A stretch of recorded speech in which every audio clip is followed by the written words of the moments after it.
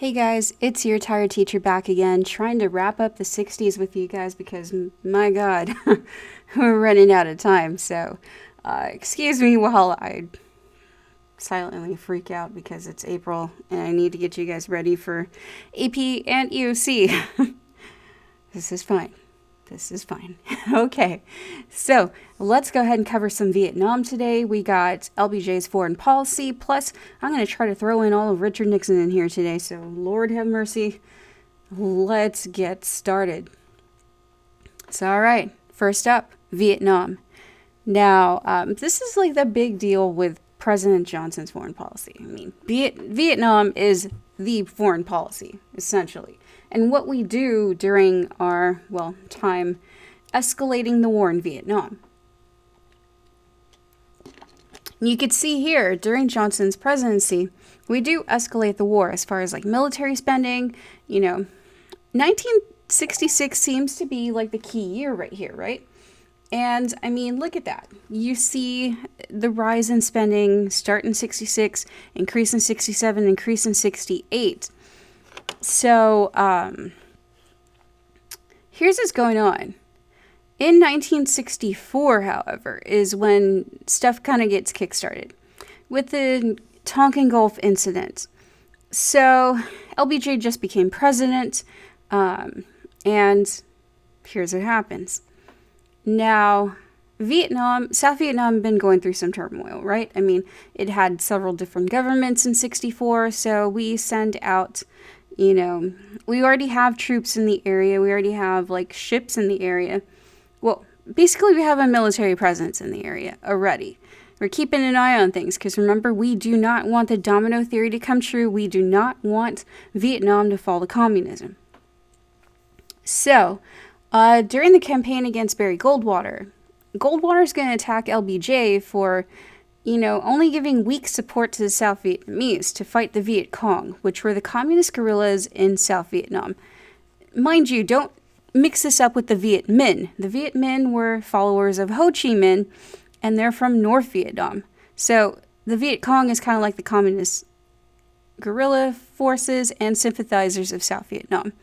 So, in August of 64, LBJ and Congress take a turn in their policy in the War of Vietnam. And how they do this is that they use... Lord, that's Miss Carr calling me.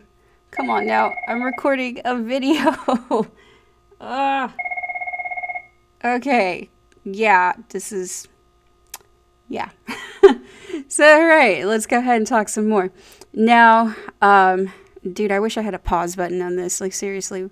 My OBS at home has a pause button. Why don't I have a pause button here? Technology.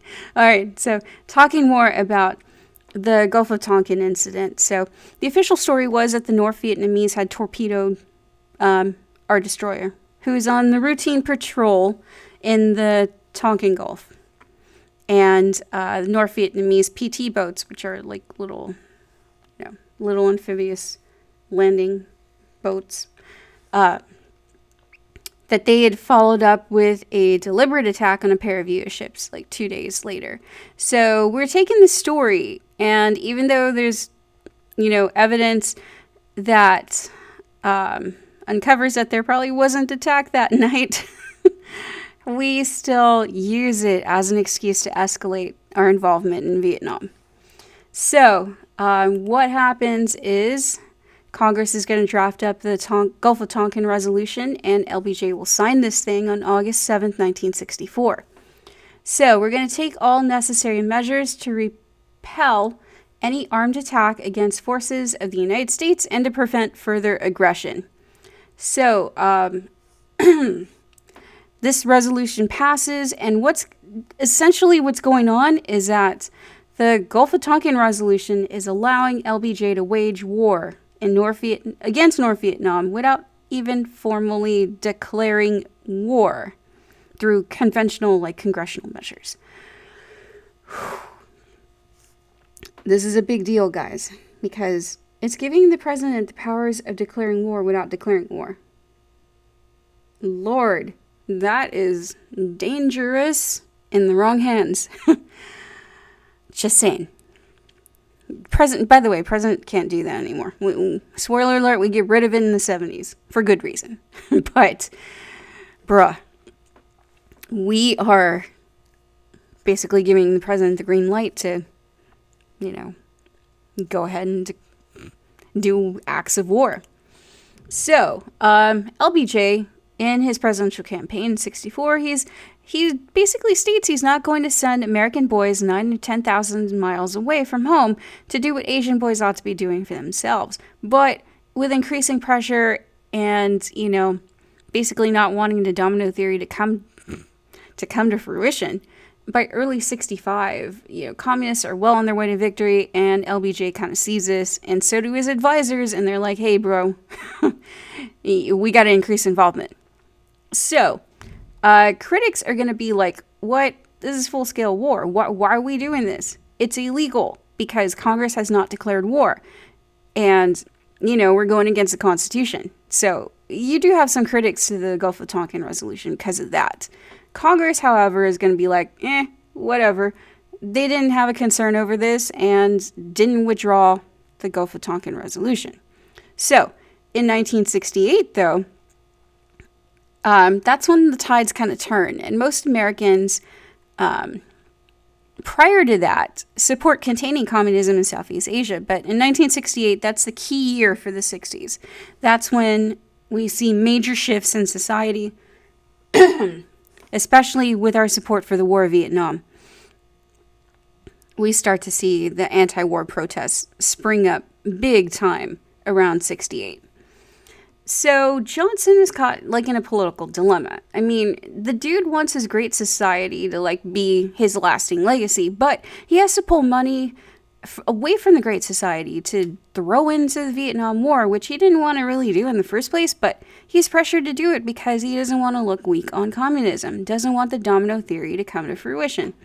So, I mean, yeah, he's kind of caught in a rock and a hard place. If he pulls out too early, he'd be seen as weak on communism, lose public support. But if he keeps going, he loses public support anyways. So, I mean, this whole business of escalating the war is a big deal. Because, I mean, we're going to be doing stuff like Operation Rolling Thunder. It's a systematic bombing of North Vietnam. And, I mean, you see in the bottom pictures, I mean, the bombs just dropping like crazy. So, we're going to have, search and destroy missions as well, which basically we're going to villages and destroying them because we're searching for Viet Cong or Viet Minh or, weapons or whatever. So we're really looking terrible on the national stage because we're seeing all of this play out on the news. So, I mean, and all the while, the military and the government keep telling the people that, oh yeah, things are great. Things are going awesome. So this kind of leads to a credibility gap because, yeah, they're telling us things are awesome, but then we're seeing stuff on the news like that, burning villages and stuff, and quite frankly, things are not awesome. So, LBJ, though, is really concerned about his image. I mean, rightfully so, but he's kind of got his hands tied with this. So he'd hope that with a little more military pressure, the North Vietnamese could come to the peace table. But, really, I think this was kind of derailed a little by Nixon, if I'm not mistaken. Somebody correct me in the comments. I don't know. I could be way off with this, but anyways. So pretty much this whole big knowledge gap was pretty damaging, and within the inner circles of government, I mean, it loans itself to the credibility gap. So years later, our Secretary of Defense, Robert McNamara, is going to be like, yeah, we didn't really understand what we were up against with our enemy in Vietnam, the nature of the war itself, because there was a lot of guerrilla warfare going on as well, which kind of caught us off guard and made us look bad. But yeah, I mean, there were a lot of people who supported this war. I mean, they're called the War Hawks. They believe that, yeah, we gotta like be tough on communism. This is our way to be tough on communism and our way to keep communism from spreading in Asia. But opponents of the war, people were seeing this stuff play out on TV and like, whoa, this is crazy. This is not constitutional and we're looking bad. With the war, they're called doves. And they're going to be like, yeah, let's protest this thing. Let's end our involvement in Vietnam. You know, they view it as like more of a civil war. And it pretty much was. I mean, the French had already withdrawn from Vietnam at this point too. So really, what are we doing here? I mean, besides like trying to prevent the domino theory from happening, really, what are we doing here? Like, that's their question. So we look really terrible, especially with this. Yeah, this is graphic, guys. That primary source image right there. But, yeah, we've got the My Lai Massacre that happens in March 16th, 1968. And this is a village in South Vietnam that we suspected was entrenched with communists. So, Army Lieutenant William Calley Jr. here is going to be in command. He's going to lead the soldiers into the village firing, even though there had been no reports of opposing fire. So essentially, we're just firing on just the villagers.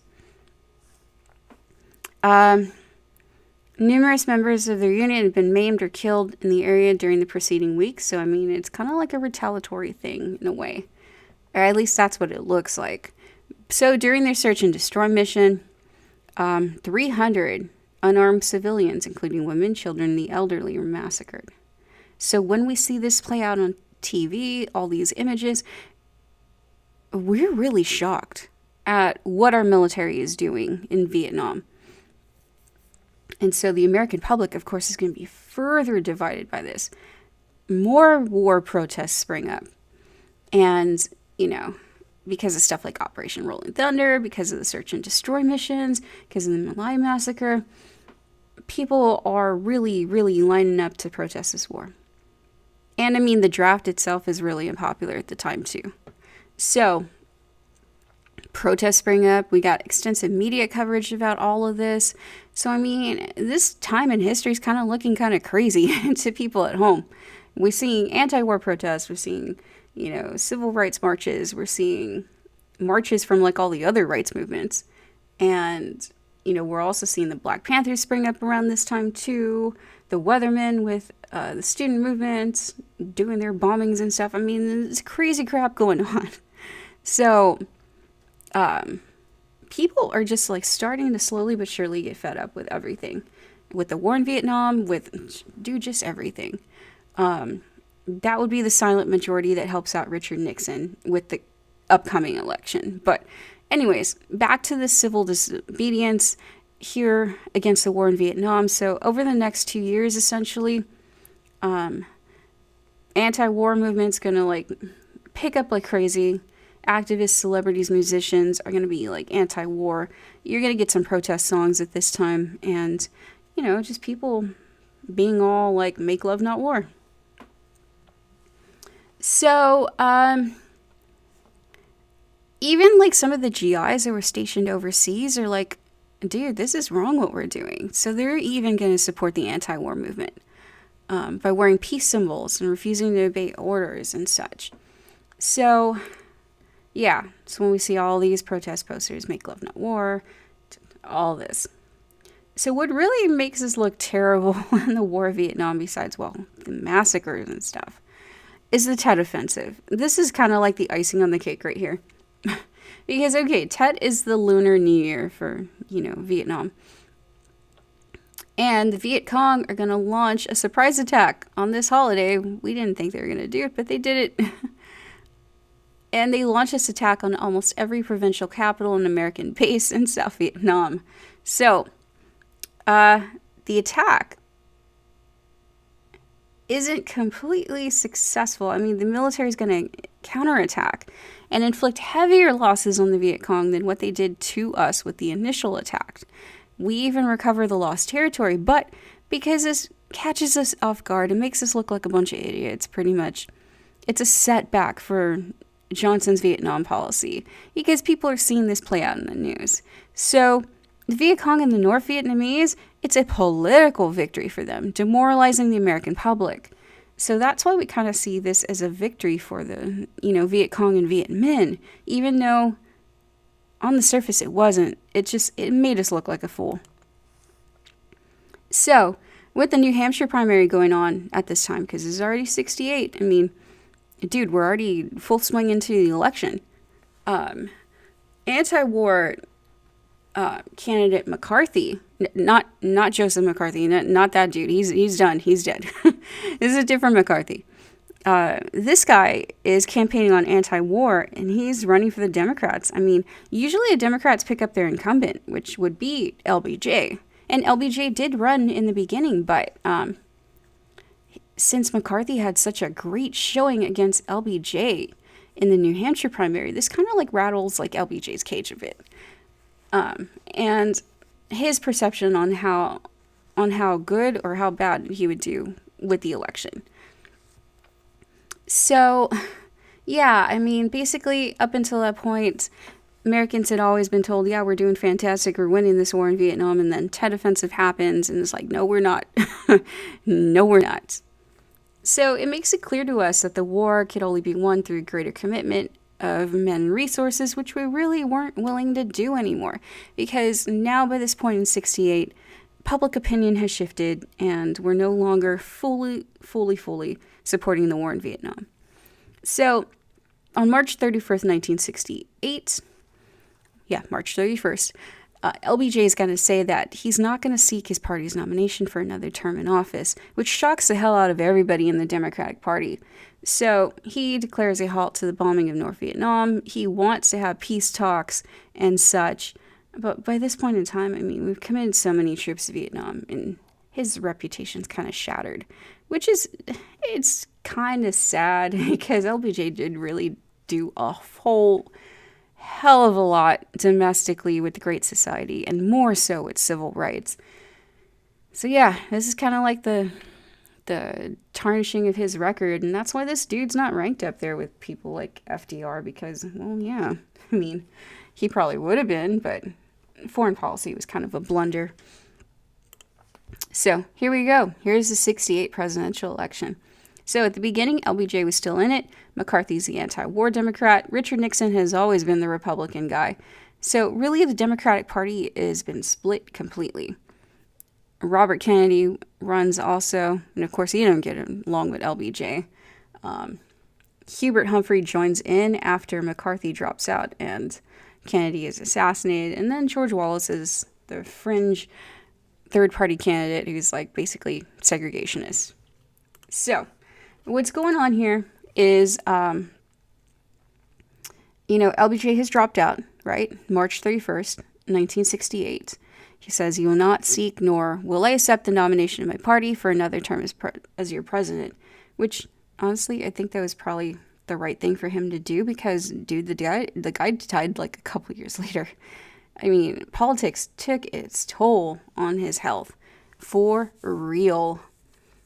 So, yeah, I don't know if he would have lasted it, honestly. But, dude, for his one term and finishing off JFK's, year left in office, this guy did a hell of a freaking lot. Just saying. But, okay. As soon as LBJ drops out, all right, here's our list of candidates again. So, as soon as LBJ drops out, Hubert Humphrey steps up. Announces his candidacy for the Democratic nomination. So around this time, the Kennedy assassination has happened. And so now there's kind of a split with the Democratic Party because Humphrey didn't even really enter into the primaries. I mean, by the end of March, a lot of the primaries are done. So Super Tuesday's already happened. Dude, a lot of the primaries are already done. So, I mean, he really doesn't secure any votes in the primaries. So it's kind of controversial how he gets the nomination for the Democratic Party. Because really, there's nobody left. Robert Kennedy has been assassinated. So really, it's Hubert Humphrey.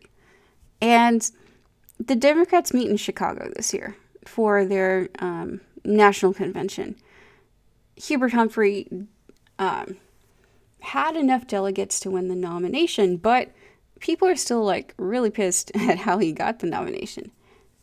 So he essentially controls the convention because, I mean, loyal LBJ supporters are going to like totally go for him. But what's going on outside is like really freaking chaos. There's anti-war demonstrations. You see the troops out there outside the building. You see like clash with the police. I mean, it's crazy crap going on outside. So Humphrey ends up leaving the convention as the nominee. Democratic Party is like sharply divided, and the polls show that he's like the underdog.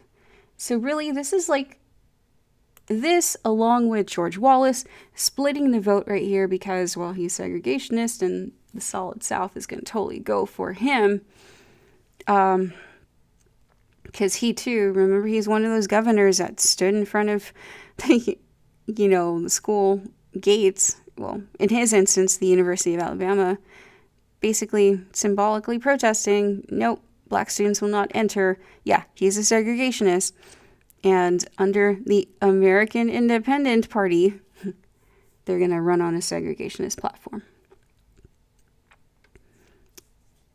Basically toting it off as a law and order platform, states' rights, and he's going to have a firm stance on Vietnam, treating anti-war critics as traitors.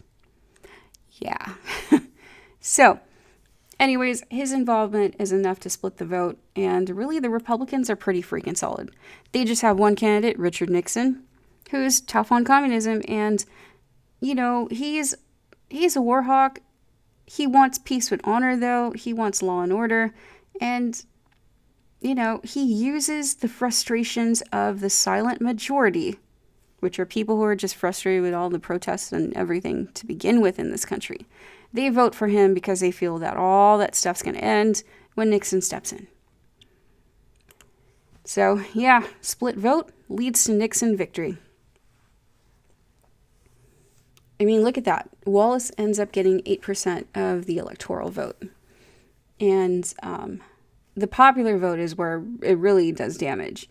So, yeah, had Wallace not been in there, some of those votes would have probably deflected to the Democratic Party. Who knows? But anyways, Richard Nixon wins. So, Richard Nixon, takes the election, and this shows that people were wanting to just get out of all the upheaval of the 60s and move to more peaceful times.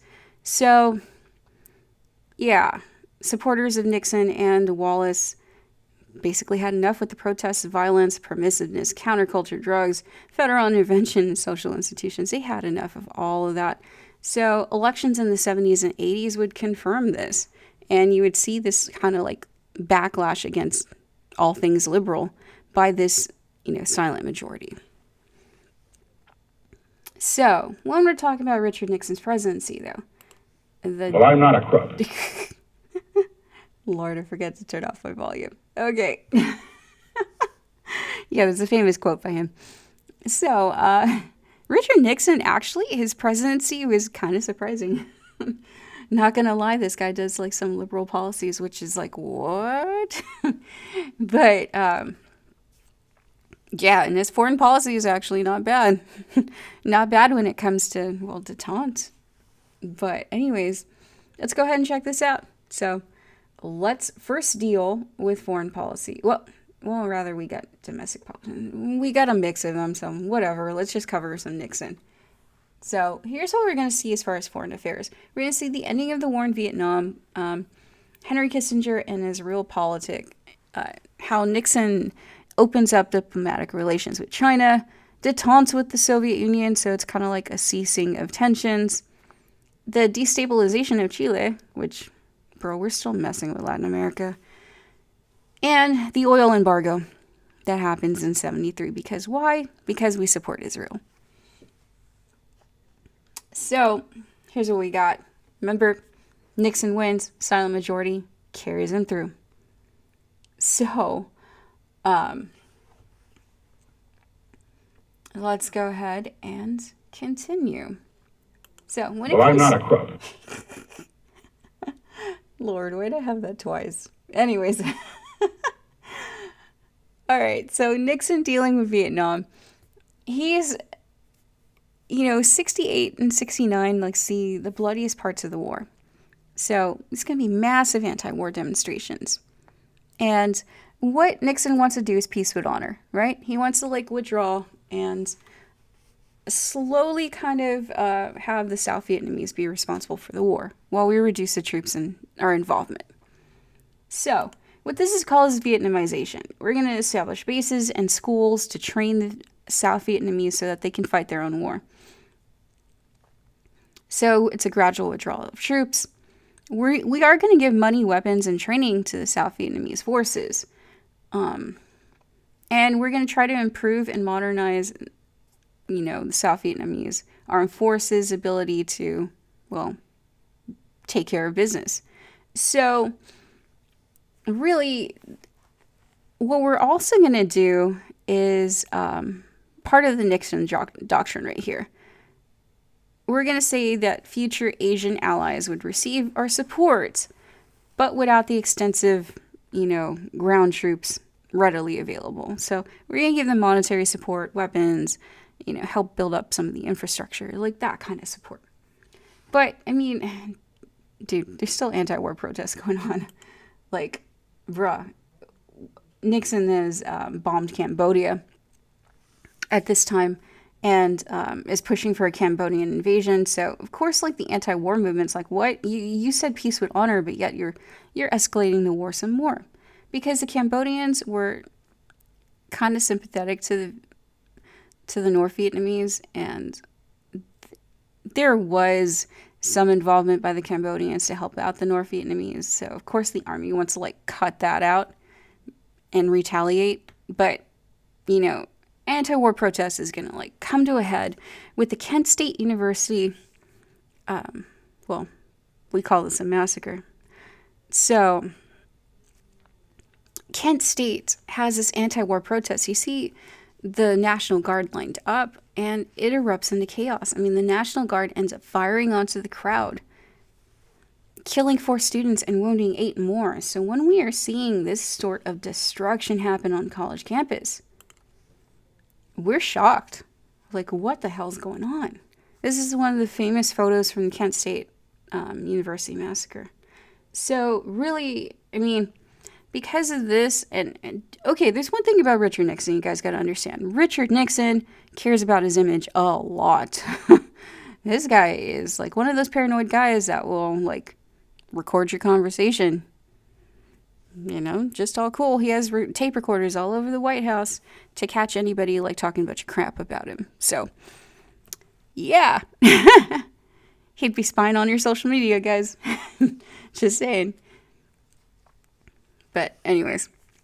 So, Nixon is concerned about his image, and he does push through with the withdrawal of troops, Vietnamization and all of that, and withdraws from the Cambodian invasion, like, withdraws that whole support. So, yeah, all of that negativity with Vietnam convinces him to go this route. And so he does de-escalate the war, and the war does end.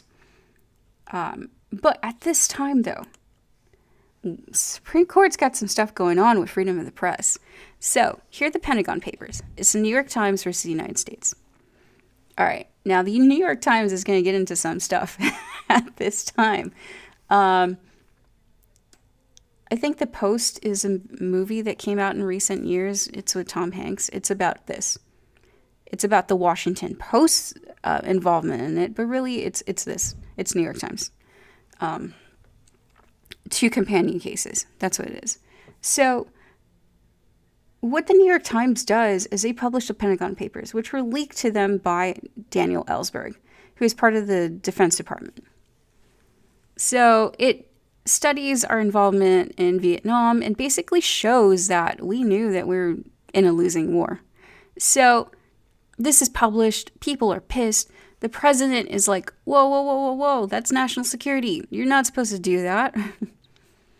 And the Washington Post does the same thing too. Washington Post publishes all of this as well. And the court, what they're going to decide in both cases is that, you know what? This was fine. Essentially, prior restraint is unjustified because it really didn't involve national security as far as like putting our troops in danger. It just brought to light some negative press, pretty much, about the government. So this is a major victory for, freedom of the press. New York Times versus the United States, and United States versus Washington Post. So good deal. All right, let's end this war. So the end of the war in Vietnam is such. On the diplomatic front, Nixon and Kissinger, his Secretary of Defense, conduct secret meetings with the North Vietnamese. Kissinger is going to be like, okay, peace is at hand. But it's kind of premature. We still have some stuff to do. When the two sides couldn't reach a deal, Nixon's just basically going to be like, okay, let's bomb North Vietnam, force a settlement. Of course, that's going to go over very well. So after several weeks of bombing attacks, the North Vietnamese agreed to an armistice with the U.S., withdraw the last of its troops to get some prisoners of war back. So to kind of end this war, we have the Paris Peace Accords. And this happens in January of 1973. Promises a ceasefire and free elections in, Vietnam, right? But it didn't end the actual war against North and South Vietnam. It just ended the war for us. So we withdrew from the war, but Saigon and South Vietnam are going to fall to communist hands anyways in 1975. So seriously, Saigon is renamed Ho Chi Minh City, and Vietnam ends up falling to communism after all. So all of this destruction, all of this money, all of this time, because remember, we're involved in Vietnam since the 50s. All of this, it didn't stop the spread of communism. So that's why we kind of see Vietnam as like a losing war, because, we really didn't, fulfill our primary objective, which was stopping the spread of communism. So this death toll is definitely disproportionate, mostly by class, but also by race as well. As far as how much each race and ethnicity represented American society, it's kind of disproportionate. So, remember that Gulf of Tonkin resolution we just talked about and how dangerous that thing is, giving President powers to declare war without declaring war? This is what gets rid of it, the War Powers Resolution. So, Congress uses a political uproar about the bombings in Cambodia and all that to limit the president's powers over the military. So, what they do is pass the War Powers Resolution in 1973. So Congress basically takes its war powers back. So this law requires Nixon and any other future president to report to Congress within 48 hours of taking any military action. So after that, you need congressional approval. All right? Congress would approve any military action that lasts more than 60 days. You can only do that if Congress approves it. None of this, Gulf of Tonkin resolution stuff anymore. So that's what the War Powers Resolution does, and it is still in effect today. All right. But as far as the rest of Nixon's foreign policy, detente is really going to be the main thing that we see. Because honestly, he does relax tensions between the Soviet Union and the United States, and China and the United States. So honestly, this is probably Richard Nixon's best thing he does, is to ease Cold War tensions by opening up the diplomatic table to both nations. But leave it up to Nixon to mess up with Watergate, which we will get to towards the end of this lecture. Let's fly through this, guys. All right. Yeah, ping pong, that wasn't just a Forrest Gump thing, and it was actually a real thing. And it helps open diplomatic relations with China. So we officially recognize the Chinese government now.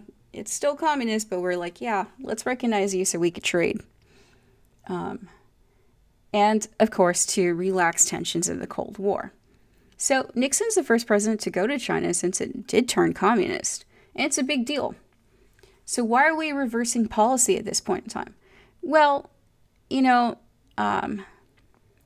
Vietnam War was still going on in 71, but Nixon knows he needs a good political victory in foreign policy, good press coverage for the upcoming election. So why not negotiate with China?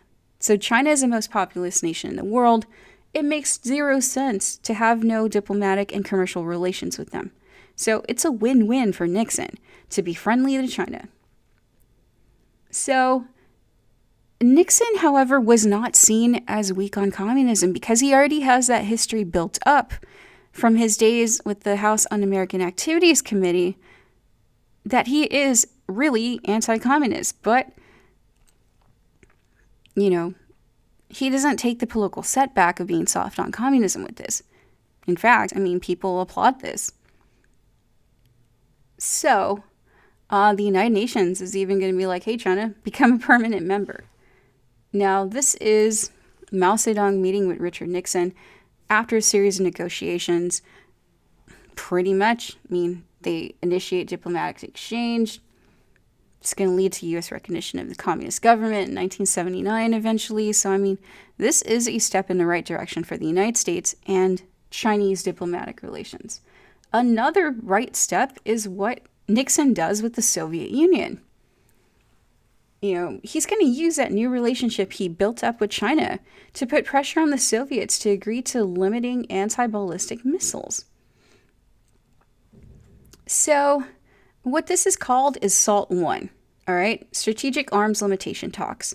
And our diplomats are pretty much going to, get the Soviets to agree to put a freeze on the number of ICBMs and ABMs that they have that have nuclear warheads. So it didn't end the arms race, but it's definitely going to ease Cold War tensions and bring about this sense of détente. So it's part of, relaxing the arms race. So where this takes place is in Helsinki. This is when we come up with the SALT I treaty. And Nixon's going to even go to Moscow. He's going to work out a wheat deal with them. And the new leader, Brezhnev, is even going to visit the United States. So, more about SALT I. To cool off the arms race, this is what we come up with. These strategic arms limitation talks. And, these are the first agreements that we have to actually limit and place restraints on, ABMs, ICBMs, all that. So, here's Nixon meeting up with Brezhnev. And he's going to be the first president to go to the USSR. So not only is he the first president to go to communist China, now he's the first president to go to communist, Soviet Union. But, towards the end of his presidency, we start to see a little bit of tension with foreign policy. We've got the energy crisis, the oil embargo, and inflation that happens. He doesn't really get the bad rap for this. Honestly, Ford and Carter do, more so Carter because it comes to a head with Carter, but it starts with Nixon.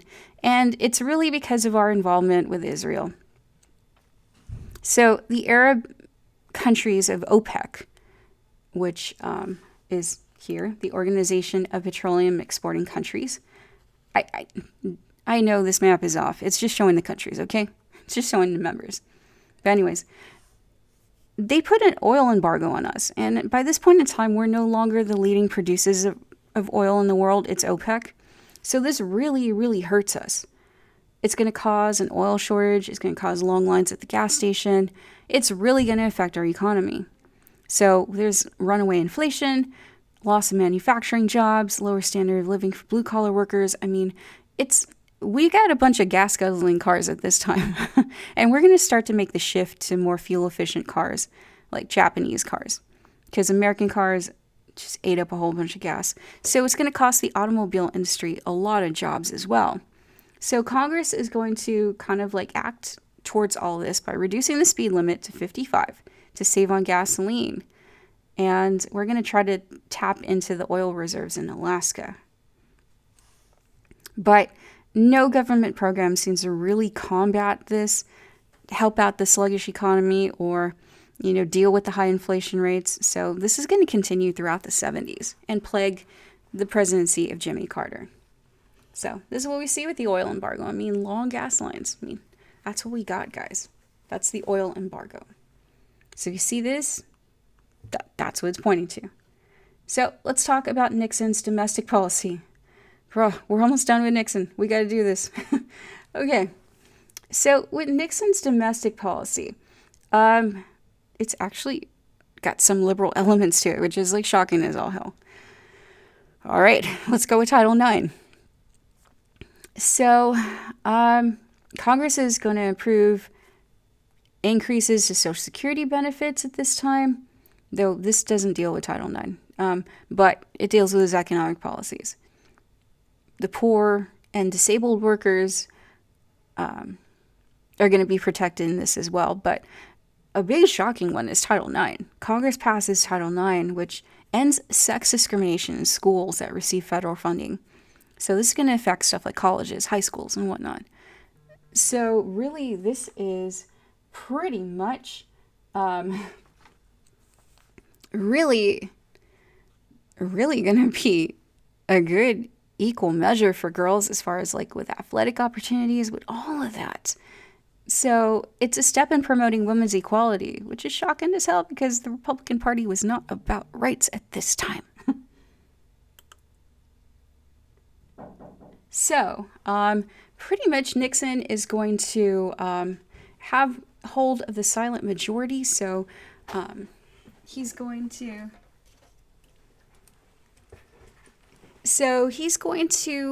take advantage of his support at this time. And, his supporters, the silent majority, definitely helped to elect him during the first election. So, I mean, he's going to like ride this wave of conservative support from this silent majority. And, he's going to kind of use this to appeal to his base.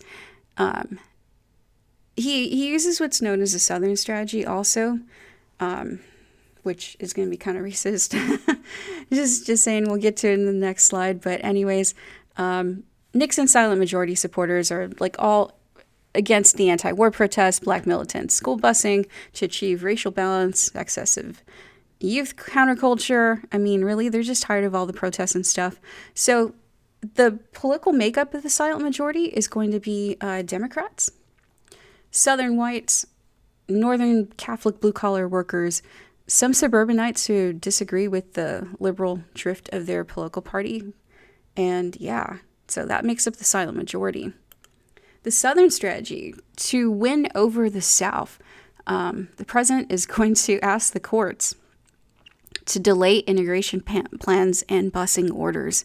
So basically, he's kind of like halting, integration of schools and whatnot. He nominates 2 Southern conservatives to the Supreme Court at this time as well. And pretty much the court is going to reject his requests to confirm the 2 nominees. Well, the Senate rejects the request to confirm the 2 nominees, but his strategy is still going to play out pretty well with Southern white voters. I mean, they see it as a step in the right direction for, well, their prejudice agenda. But at the same time, Nixon's going to be all about authorizing Vice President Spiro Agnew with making verbal assaults on anti-war protesters, calling them a bunch of bums, and attacking the press as liberal. So here's what the Supreme Court looks like now. We're under the Burger Court. And the Burger Court actually has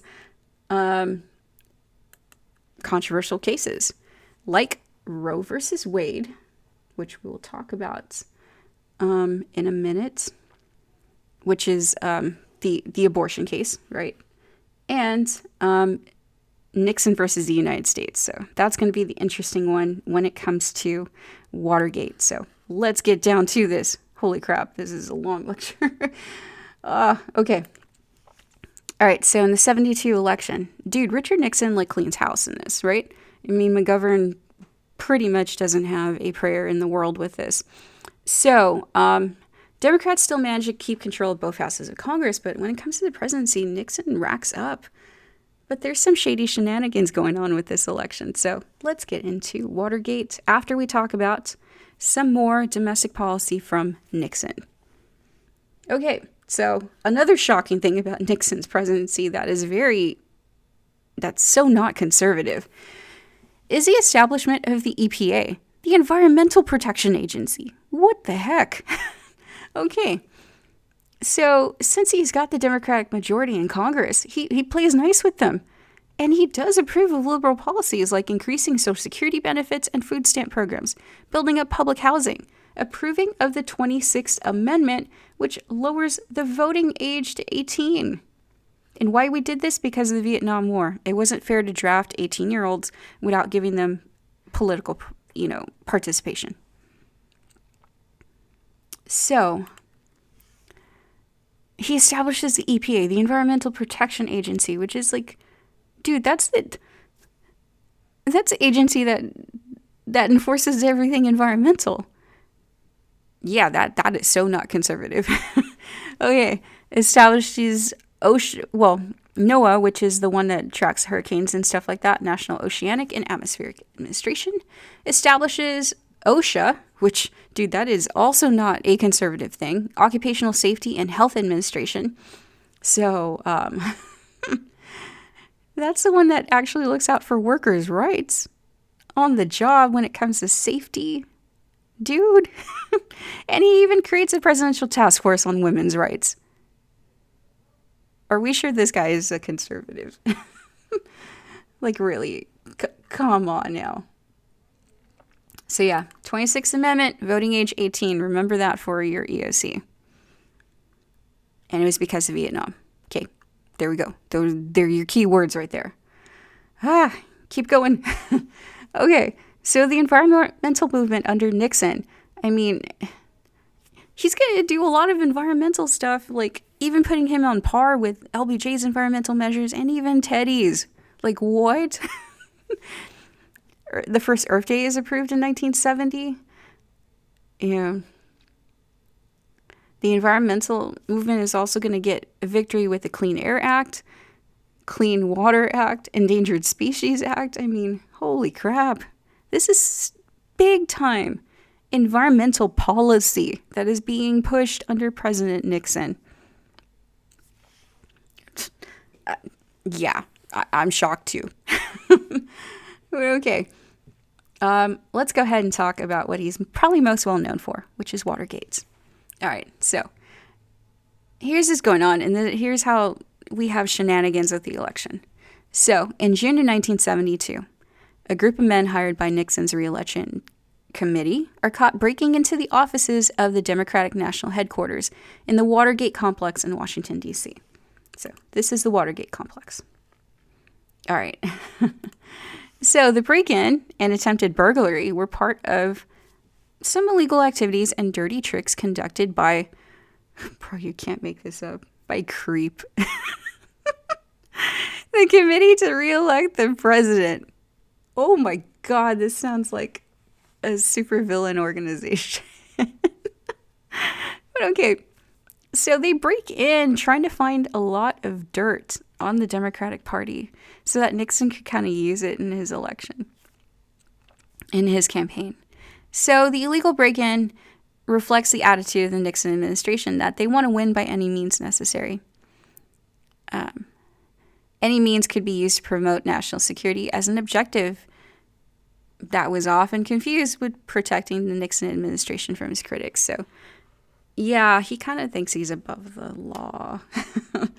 But okay, there's the Watergate complex again. Security guard notices the exit door had been taped to keep the latch open. So he sees this as suspicious and removes the tape. But on his second round, he found that it had been retaped. So, of course, he's going to call the police. And this is what they're putting inside the Democratic National Headquarters. Fake chapstick, which is basically a bug. So that they can record conversations. Oh, my God. So yeah, 5 men who worked for Creep were arrested, and we don't know that the president's involved yet, but there's going to be two reporters. It's going to be Woodward and Bernstein, who work for the Washington Post. Yeah, Nixon hates him some Washington Post. So after a 22-month investigation that happens, and all of this stuff is uncovered by the press, House of Representatives, Senate, special prosecutors, Supreme Court even get involved. I mean, it's going to be a big disaster for Nixon. And icing on the cake right here is that his vice president, Spiro Agnew, has to resign in October of 1973 for tax evasion. So this is like political upheaval right now. We're having to appoint Gerald Ford as his vice president, like all last minute, because, well, Spiro Agnew is now in jail, or rather under probation. And yeah, that's a bad look for the vice president. So yeah, the Watergate investigation has no solid proof at first that Nixon had ordered any of the legal activities, but after months of the investigation, it starts to become clear that Nixon did engage in this illegal cover-up to avoid a scandal, because there was money exchange and stuff. So the tough sentencing on Watergate, on the Watergate burglars, led to the information about the use of money and the promise of pardons by the White House staff to keep the burglars quiet. So that's how they kind of link it to Nixon. The Senate investigates and brings about all of this attention through these televised hearings. And yeah, we uncover the link to the president about the cover-up. Nixon's top aides, Haldeman and Ehrlichman, resign to protect him. They're later indicted. Many others are going to do the same for obstructing justice. And pretty much we discover this whole taping system that Nixon used to tape all of these conversations. And it kind of backfired on him because the tapes are used against him in a way. So Nixon tries to say, hey, I've got special executive privilege. You can't do this. These tapes should be secret. But the Supreme Court in U.S. versus Nixon are going to slap him and say, nope, you are not above the law. So the tapes revealed the widespread involvement, including the president. And yeah, Nixon loses U.S. versus Nixon. So Watergate break-in and cover-up lead to the resignation of several members of government. And essentially, we distrust the president now. Nixon, in order to avoid impeachment, resigns. Because, yeah, he totally would have gotten impeached. No freaking joke, he would have gotten impeached. And it would have been the two-pronged process where the Senate probably would have convicted him. So, yeah, the Judiciary Committee is drafting up the articles of impeachment after all of this. There's this 18-minute gap in the tapes that has been erased. But, ooh, yeah, Nixon is not in good shape at this time. So, yeah, all this information was brought to light. Nixon was involved in the cover-up. And now he has to resign to save face and to avoid prosecution. So he resigns on August 9, 1974. Vice President Ford, who is barely on the job at this point, is president now. And he ends up pardoning Nixon. So really, the Watergate scandal is going to contribute to our growing distrust and faith in the federal government. And yeah, it's a bad look for the government. Bad look. So, but all of this does prove that our constitutional system of checks and balances actually works as it's intended. So, I mean, that's kind of the silver lining out of all of this. And so there's Nixon basically saying, yeah, peace out. I'm resigning. And he does the literal peace out right there on the right-hand side when he leaves the White House. So our last bit of information here is the Freedom of Information Act. This is adopted in 1967, amended in 74 in the wake of the Watergate conspiracy. So what the Freedom of Information Act does is provide ordinary citizens better access to information about the activities of their government. So we can request information under this. Every person should have a clear access to identifiable records without having to state a reason for wanting the information. So under the law, the Federal Register provides descriptions of each government agency's organization, operations, and procedures that affects the public. There are few exceptions, including records dealing with national defense, matters under litigation, and medical files, which are still kept private. But pretty much everything else you can access. So the foundation of this act is to make government accountable for its actions. And by making information public, the public can assess that accountability. So there we go. Dude, this is this whirlwind of a lecture right now. Oh my God. I've got to prepare for class because now it's like 2 minutes away. So I will talk to you guys later. Bye, guys.